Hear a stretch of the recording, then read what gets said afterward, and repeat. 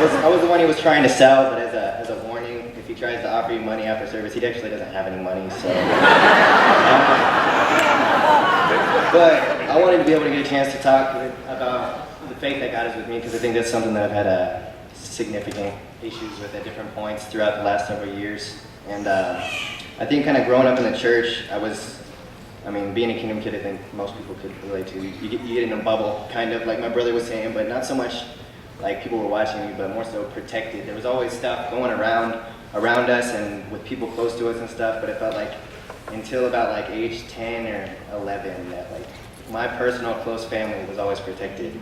I think in my mind I felt like it was because we were doing something right, or I don't know, that in my mind that was just the way that God had promised to protect us, and that's just how it worked. And but around age 10 I started watching, we had a really difficult situation with the church in Florida, and watched my dad get fired, and that was definitely a first. And then we moved, and one of my best friend's moms died right before we moved, and it just started hitting a lot closer to home, all the stuff that was going on. And I got baptized kind of during that time, but kind of developed this habit of not really connecting with or talking to anybody about what I was feeling or thinking as far as some of that stuff, or some of the doubts or questions or things I didn't understand.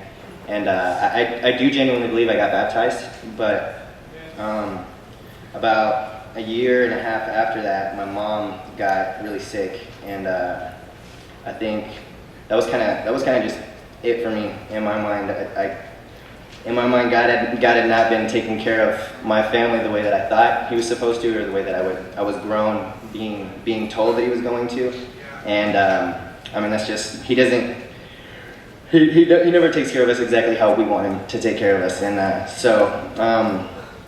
but he always does take care of us. And I think I gave up during that time period because I couldn't understand it, and I couldn't understand why He was allowing these things to happen to these people in my life that had done nothing but been a good spiritual example for me, and had led churches, all this different stuff, and doing His work, and now my mom was about to die, and it just didn't make sense to me. And so I left, but what made it that much more painful is, even if it wasn't in the way that I thought He should, my mom's still here, and He still took care of my mom. And it was very likely that wasn't going to be the case. She should have died probably. And as much as I couldn't understand it, and as much as I was angry and displeased with how He was doing it, He still saved my mom. But I spent the next 2 years kind of just diving into drugs, diving into just anything that would, like my dad was talking about too, just really self-destructive behavior. Most of the people I was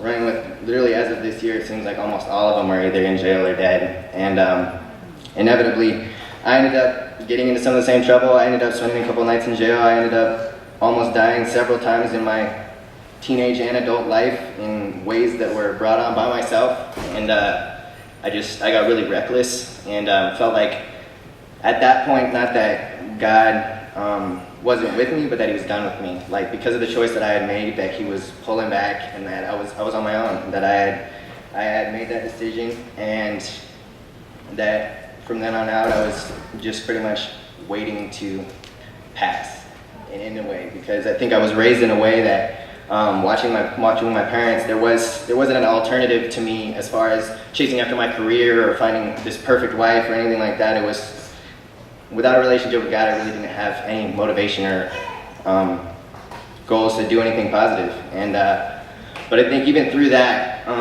as difficult as it was for me to believe that God was with me, or God wanted to be with me, I think He was time and time again in really weird ways sometimes, but in really obvious ways most of the time, that He was putting people in my life and planting people, even people that I had not known before. When I went out to, I moved out to Montana for a while, and put different people, even new disciples and people that had just got baptized, and people that would tell me or do exactly just the right thing at that exact moment, that spared my life on multiple occasions. And I think in the biggest way, I feel I have a very strong faith that God is with me now, because my parents and my family have been incredibly faithful to me and incredibly loyal to me, and have really shown me God's love for me. And there's definitely many times that they have even come up when I was living in Montana and intervened directly to probably would have ended up in a lot different way. And so I'm incredibly grateful to be here. I'm incredibly grateful to still be alive and be able to speak to you guys. And yeah, I'm grateful that God is gracious with us and that He is with us.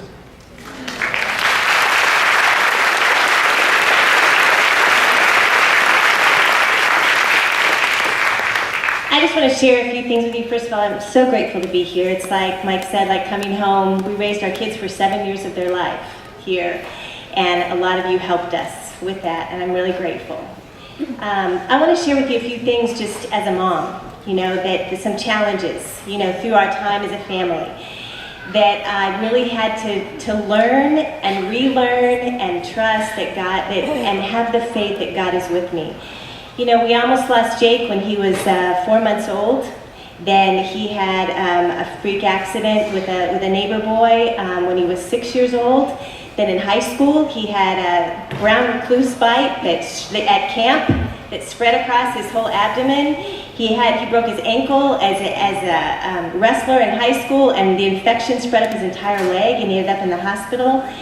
My youngest son, almost lost him before he was born. I was in a terrible car accident at 37 weeks. And then at 2, he got into a Costco bottle of Sudafed. And we had no idea how many that he took. And ended up in the hospital with his stomach pumped just in time. At 14, he flipped a quad runner and had a terrible head injury. At 17, he had a drug overdose, and at 18, spent a night in jail. My husband is deathly allergic to bee stings. And when we were here in Orange County, got stung by a bee and went into anaphylactic shock and almost died. He flipped a 4-wheel drive the first time he took our 3-year-old son out four-wheeling. I'm sure you can imagine that. And then he was in, several years ago, a very, very dangerous situation in the Middle East where God honestly spared his life and helped him.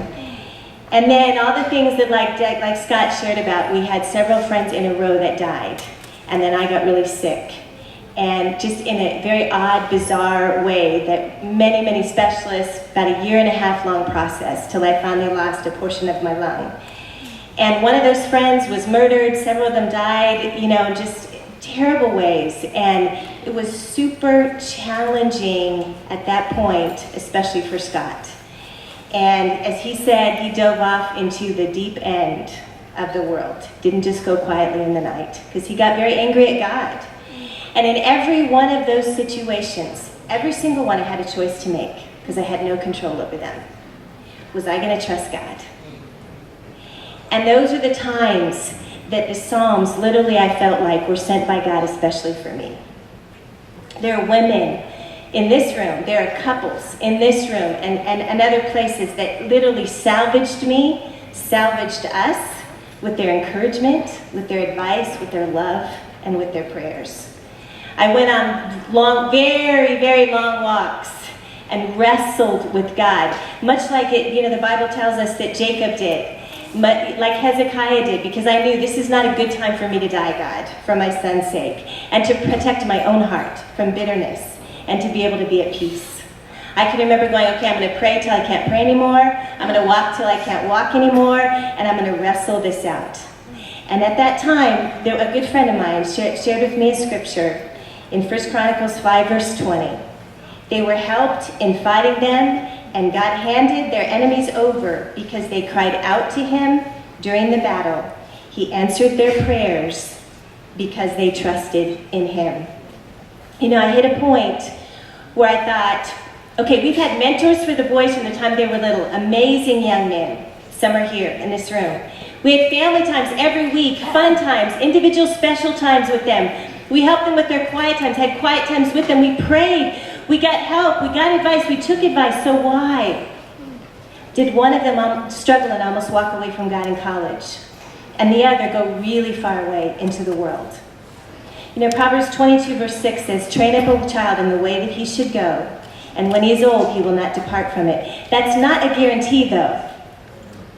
But it is a promise from God that if we raise them the way that he tells us to, I believe every one of those things we did that God wanted us to do helped bring them back to their senses. Much like the story of the father and the two sons. Because we never lessened or changed our standards. We never changed our commitment or our love for God, and never stopped unconditionally loving them. And so God has been with us.